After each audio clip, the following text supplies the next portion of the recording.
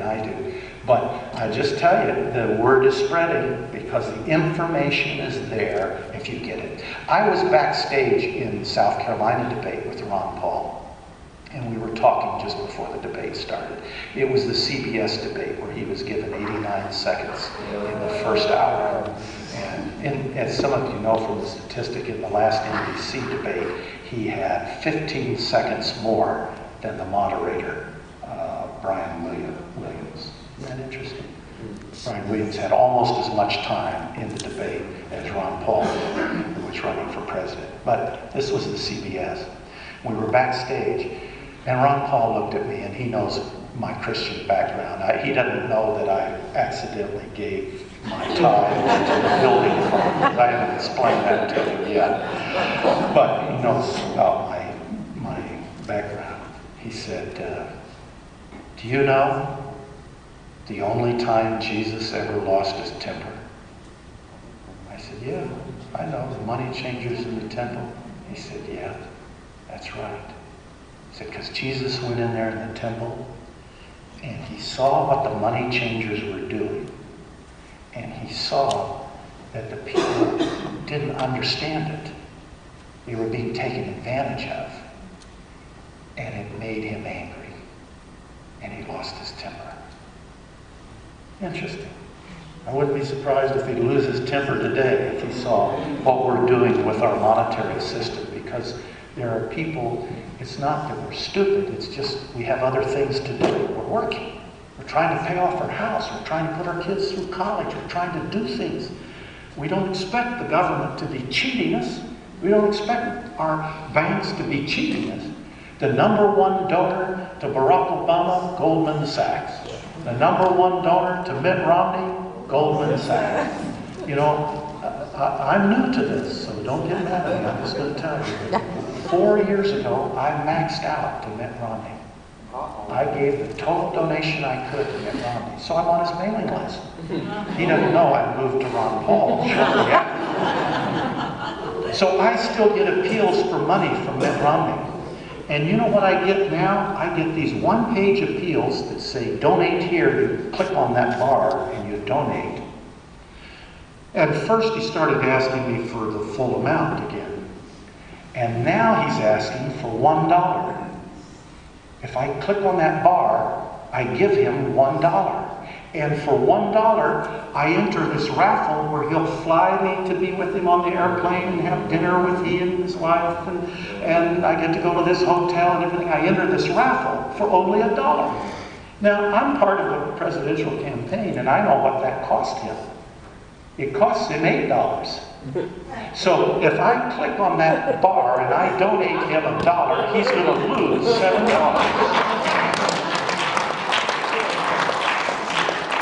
Don't worry, I'm not going to do it. I'm not going to do it. But do you know why he's spending $8 to get $7? Because he's funded by big donations.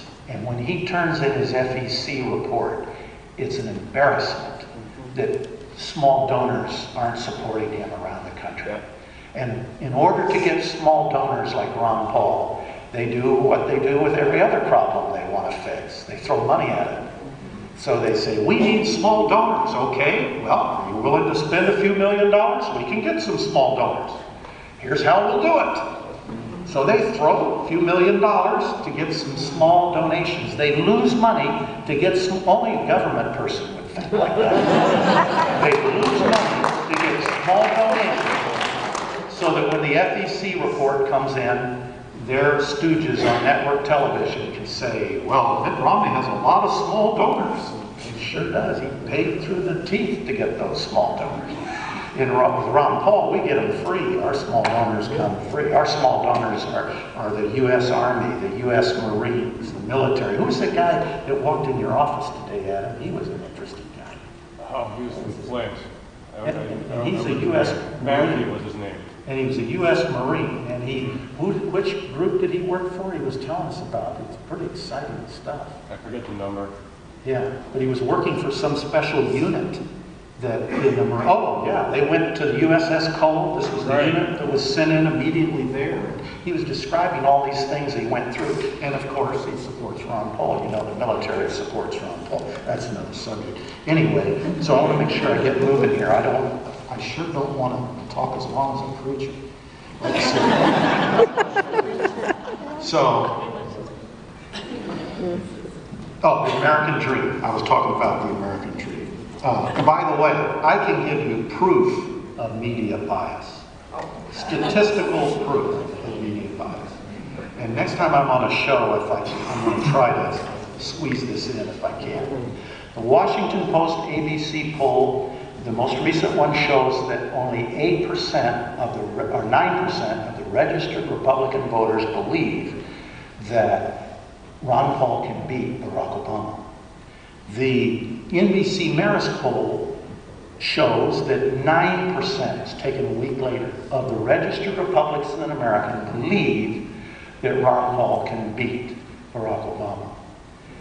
And in both polls, and the recent Gallup poll that came out just 2 days ago, Barack Obama loses to Ron Paul, and within the statistical margin of error, and Mitt Romney. But he beats Newt Gingrich and Rick Santorum. You don't hear that on the news, but that's a fact. Sorry.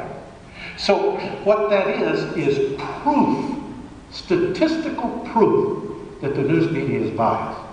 Because while only 9% in their poll believe that Ron Paul can beat Obama, he actually beats Obama when those same people in the same poll are asked to choose between the two. That is statistical proof that yes, the perception's out there Ron Paul can't win, but the fact is he can. And their polls show he can. And their polls show that their audience doesn't know it. But at least you can know it. And I thought I'd tell you that tonight. Now, here's how an example of the American dream, how it works, to give you just an idea. I'm not trying to give you scary dreams tonight. I'll bring this around to something really positive. But let's say you want to start your own hamburger restaurant. And I'm just picking the hamburger restaurant at random. We could pick any other business that you have in mind. But I'm using this as an example because I have some personal experience with this issue. Let's say you graduated from college and you and your wife are going to open a hamburger restaurant. You're going to make some money. You're going to be a capitalist. You're going to enter the free marketplace and make some money. Okay. Your first problem are regulations. Mountains of regulations. And what I learned when I worked in the Bush White House, Herbert Walker, the first Bush White House, I learned that back in 1964, when these Republican corporations realized that a Democrat was going to be elected president, Lyndon Johnson, and it wasn't even going to be close, they had to figure out how to survive his new liberal administration. And what they learned is that working with Democrats can be even better than working with Republicans. With Democrats, you can get subsidies for your corporation for all kinds of reasons. But best of all, you get regulations. Now, the old robber barons, the name of the game always has been monopoly. That's it. You know, you play that at Christmas. Well, that's the game they play all year round, monopoly. So how do you get a monopoly? That's when you really make big bucks. Used to be that the robber barons would lower their price and they would drive all the mom and pop shops out of business because they could endure at these low prices, and then when they had the monopoly, they'd raise them. Now what they've learned is they raise the price with regulations. We need a regulation for these people. We need it for these people. We need need it for this cause. We need it for that cause. I saw it very dramatic in the Bush White House because these corporations would come in and they'd sit around the Roosevelt Room table there and they'd be pushing for this legislation. I'm thinking, I never knew they cared about the disabled. I never knew. I hear all these things. It's very interesting. They were, we've got to get this passed, and here's why. And then when the rubber met the road, I could see what was going on. They wanted to push the threshold down because the question is raised, how many employees should a corporation have before it's required to do this? And it may be 200. If you have 200 employees, then you'd have to do it. And they kept pushing that down. 50 employees, 10 employees, 5 employees, 3 employees. Because when you start your new business, you're going to find a stack full of regulations that you're going to have to meet. And you know what those regulations are for? They're to keep you out of business. Because the big corporation can pay for all that stuff. You can't. They don't want competition. But let's say you talk your mom and dad into mortgaging their house and you hire attorneys and you have a lot of patience and you sit there at the kitchen table for 6 months and you figure all this stuff out and you meet all of these regulations and you open your hamburger restaurant. Guess what? The meat industry is controlled by your competitor. Because your competitor who gets meat in such volume that they will decide the kind of meat and how. Let's say you want meat from cows that eat grass.